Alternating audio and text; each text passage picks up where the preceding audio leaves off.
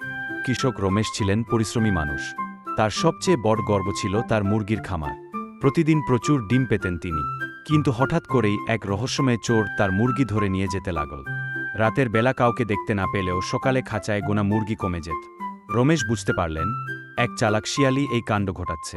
তিনি ফাঁদ পেতে রাখলেন, কিন্তু শিয়াল এতটাই চতুর ছিল যে প্রতিবারই ফাঁদ এড়িয়ে যেত। শেষে এক রাতে বন্দুক হাতে খামারের পাশে লুকিয়ে থাকলেন তিনি। চাঁদের আলোয় শিয়ালটিকে দেখা গেল। সুন্দর লালচে রঙের পশু নির্বে খাঁচার দিকে এগিয়ে যাচ্ছে।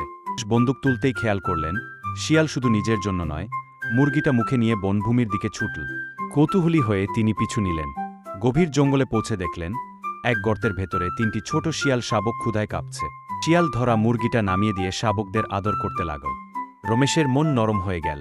বুঝতে পারলেন এটি শুধু এক চোরের গল্প নয়, এটি এক মায়ের সংগ্রাম। পরদিন থেকে তিনি খাঁচার পাশে কয়েকটি ডিম রেখে দিতে লাগলেন। তার মুরগিগুলো নিরাপদ থাকল, আর শিয়ালও আর খামারের ক্ষতি করল না। মমতা আর দয়া কখনো কখনো যে কোনো ফাঁদের চেয়ে শক্তিশালী হয়।